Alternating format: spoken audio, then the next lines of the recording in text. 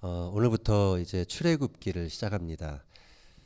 창세기에는 하나님께서 인간에게 주신 대위임 명령이 나옵니다. 생육하고 번성하여 땅에 충만하라. 땅을 정복하라. 바다의 물고기와 하늘의 새와 땅에 움직이는 모든 생물을 다스리라. 이런 명령입니다. 출애굽기에 보면 이와 비슷한 상황, 이스라엘 백성을 묘사하는 상황이 나옵니다. 출애굽기 1장 7절 읽겠습니다. 이스라엘 자손은 생육하고 불어나 번성하고 매우 강하여 온 땅에 가득하게 되었더라. 자, 이스라엘 백성들이 생육하고 번성해서 애굽 온 땅에 충만하게 되었다라고 묘사하고 있습니다. 그런데 이 구절이 창세기의 그 아까 구절과 비교해 봤을 때 한 가지 빠진 것이 있죠. 그것은 바로 다스림의 영역입니다. 다스림의 영역을 이들이 빼앗긴 채 그것을 회복하지 못하고 있는 것이죠. 그들은 애굽에서 노예였기 때문에 다스리는 그리고 정복하는 그것은 꿈도 꿀 수 없는 그런 상황이었습니다. 우리 인생도 먹고 사는 데는 아무 문제가 없을 수 있습니다. 생육하고 이 땅에서 번성하는 삶을 살아갈 수 있습니다.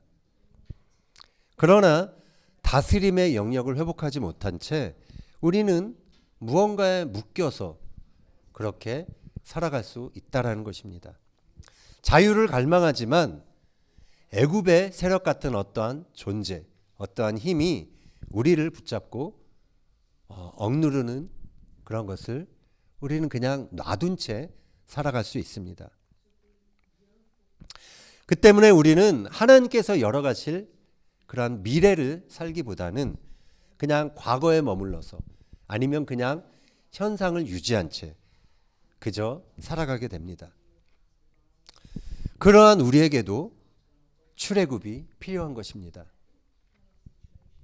과연 우리는 우리의 삶에서 어떻게 이 다스림의 영역을 회복할 수 있는지 오늘 그것을 함께 살펴보며 은혜를 나누고자 합니다.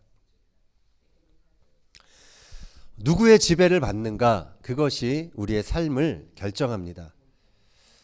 이스라엘 백성들은 당시 애굽에서 파라오죠. 바로의 지배를 받고 있었습니다.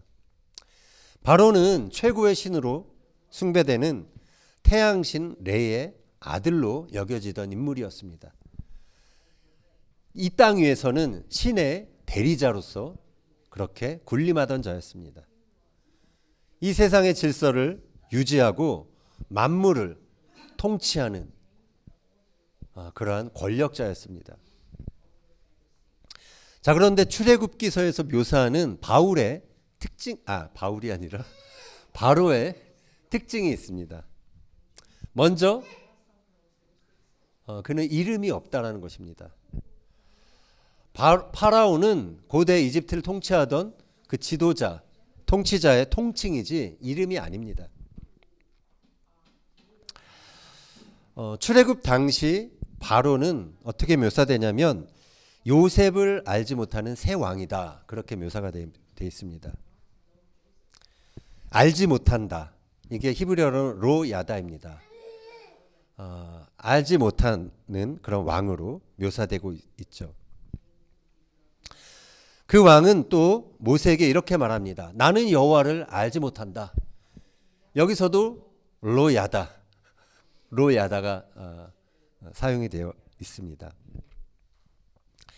아무것도 모르는 것이 바로의 특징으로 묘사되고 있습니다. 그는 자신에게 속해 있는 이스라엘 백성들의 과거와 현재에 대해서 잘 알지 못하였습니다. 그의 관심은 온통 자신이 그들의 지배자로 군림하는 것이었죠. 출애굽기 1장 13절 14절 같이 한번 읽겠습니다.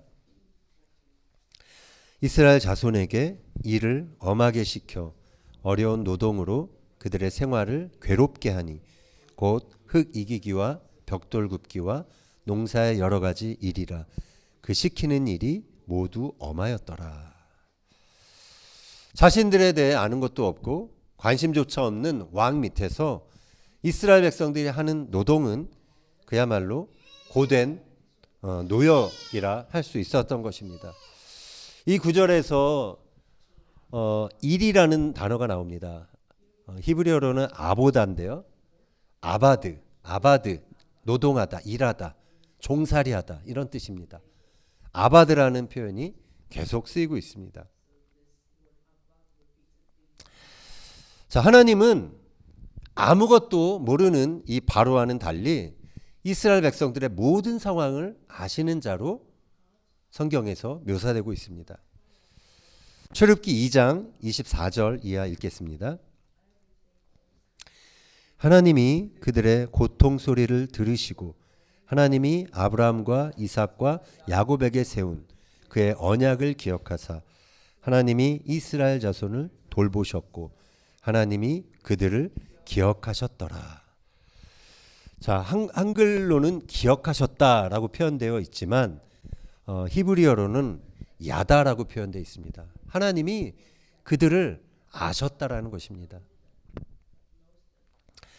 이처럼 하나님은 애굽에서 고통받던 이스라엘 백성들의 상황을 알고 계셨습니다.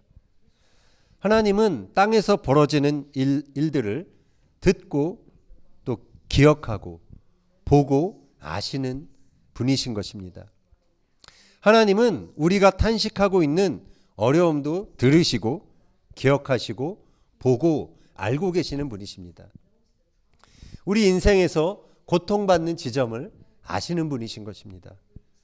그리고 거기서 출애굽해야 할 필요를 먼저 보고 계시는 분이십니다. 우리 인생의 희망은 이처럼 우리를 먼저 알고 계시는 하나님께 있는 것이죠.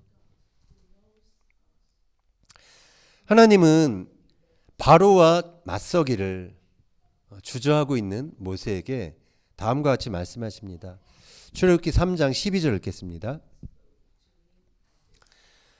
하나님이 이르시되 내가 반드시 너와 함께 있으리라.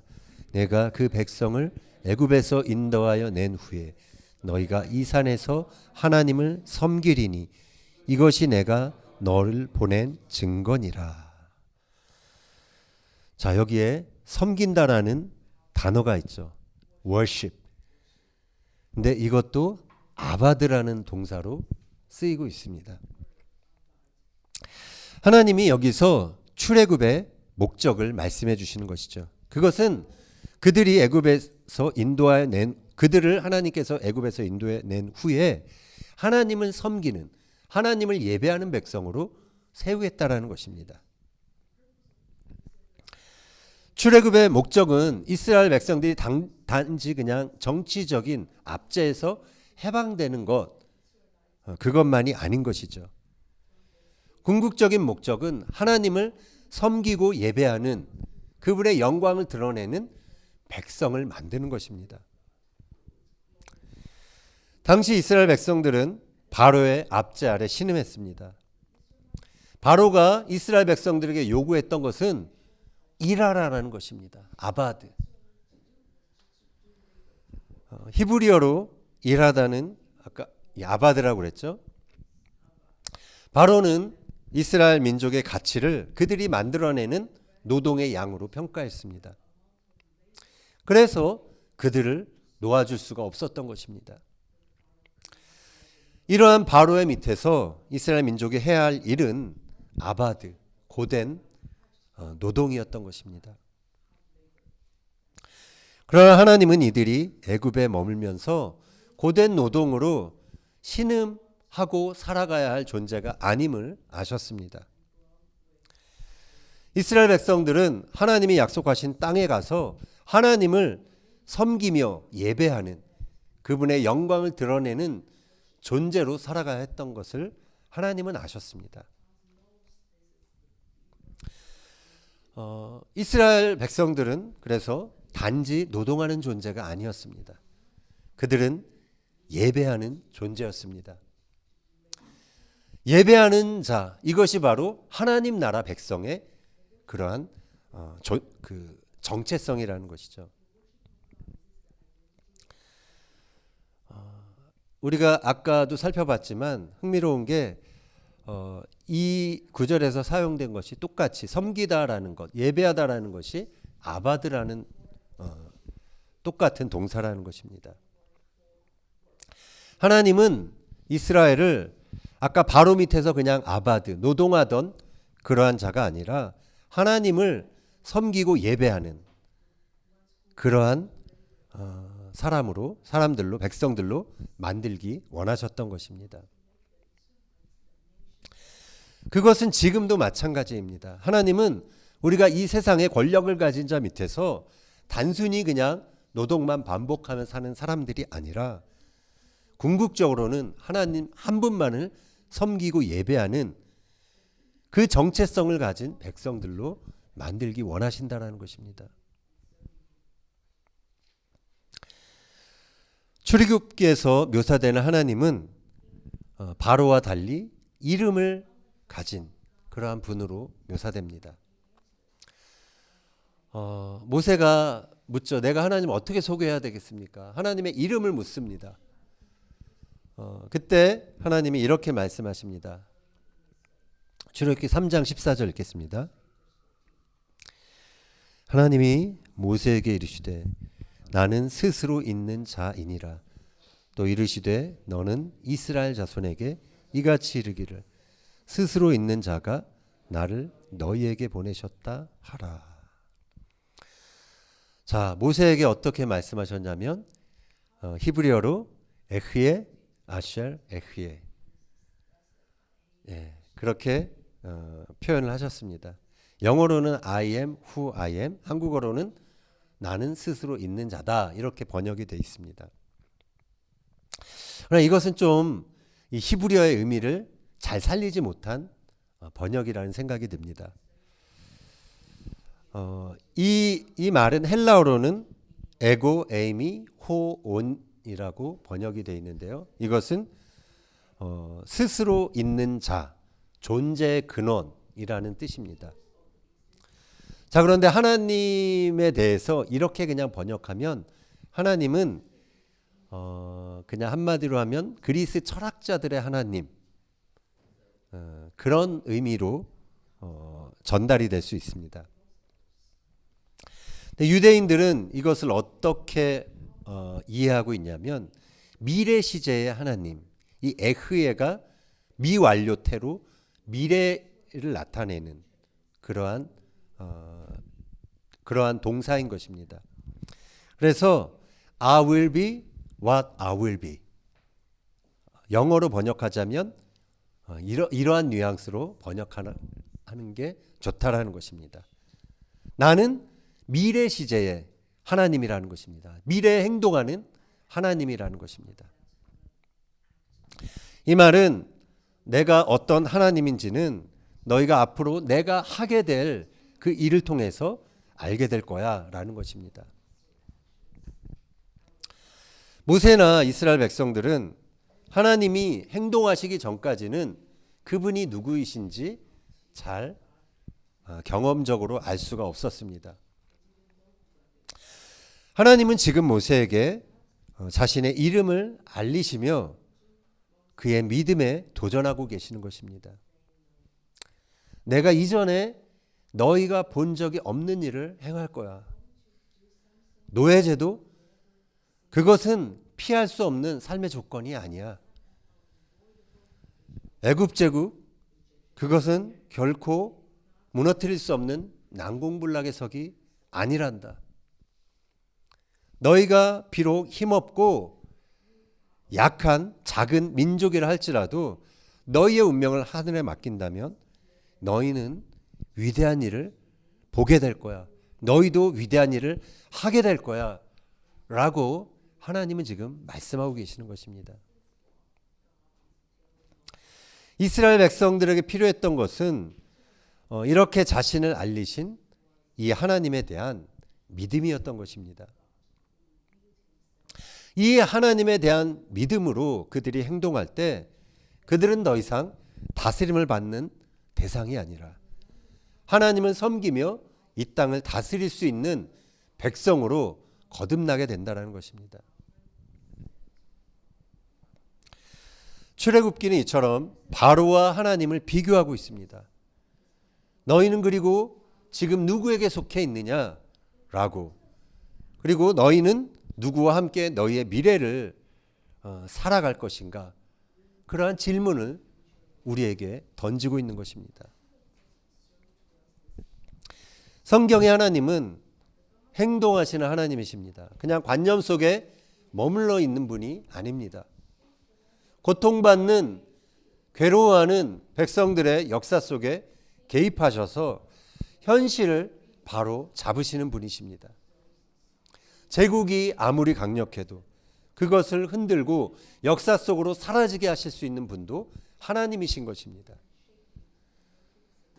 유대인들은 고난의 역사 속에서도 늘 자신들의 미래에 행동하실 그 하나님을 바라봤습니다.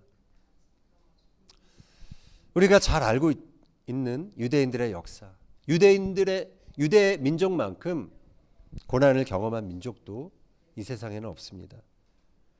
그들을 전멸하겠다고 그렇게 덤벼든 시도들도 역사상 너무나 많았습니다. 아수르, 바벨론, 로마 제국이 그랬죠. 페르시아의 하만이 그랬습니다. 또 히틀러가 그랬죠. 그러나 그래도 이스라엘은 꺾이지 않았습니다. 그들은 고통 속에서도 절망하지 않았습니다. 그들을 위해 장차 행동하실 하나님을 그들이 고난 속에서도 눈을 들어 바라보았기 때문입니다. 오늘날 이스라엘을 전멸하겠다고 했던 그 제국들은 다 사라졌습니다. 그러나 그 작은 민족, 이스라엘 민족은 사라지지 않았습니다. 하나님의 약속 때문입니다. 하나님은 이스라엘 백성들에게 이렇게 약속하셨습니다. 현대인의 성경으로 한번 레위기서 31장 35절 이하 읽겠습니다. 낮에는 해를 주셔서 빛을 밝혀 주시고 밤에는 달과 별들이 빛을 밝히도록 정하여 놓으시고 바다를 뒤흔들어 파도가 소리치게 하시는 분, 그 이름은 만군의 주이시다. 주께서 이렇게 말씀하신다. 이 정해진 질서가 내 앞에서 사라지지 않는 한 이스라엘 자손도 내 앞에서 언제까지나 한 민족으로 남아있을 것이다. 나 주의 말이다. 아멘. 하나님은 지금의 역사 속에서도 이 약속을 지키고 계시는 것이죠. 하나님은 이스라엘 백성뿐만 아니라 우리도 그분이 열어가실 미래를 살아가길 원하고 계십니다. 따라서 우리는 지금 우리가 경험하고 있는 그러한 어려움 때문에 이스라엘 백성들처럼 그저 애굽에 머물며 한숨지며 살아가서는 안 되는 것입니다. 환경과 상황을 바꿀 수 없다고 절망해서 안 되는 것입니다. 하나님은 우리를 알고 계시는 분이십니다. 우리의 상황에 대해서 관심을 갖고 계시는 분이십니다. 하나님은 우리를 과거에도 인도하신 분이시지만 우리의 미래를 새롭게 열어가시길 원하시는 분이십니다. 필요하다면 우리를 누르고 압제하는 그 권력도 바꾸실 수 있는 분이십니다. 하나님은 우리에게 새 일을 행하기를 원하고 계십니다. 그 하나님께 우리의 믿음을 두기를 바랍니다. 그 하나님과 우리의 미래를 준비하는 저와 여러분이 되었으면 좋겠습니다. 그것을 위해서 우리는 먼저 내가 누구에게 속했는지 그 소속을 분명히 해야 합니다. 우리는 나를 가장 잘 알고 계시는 하나님께 속해 있습니다.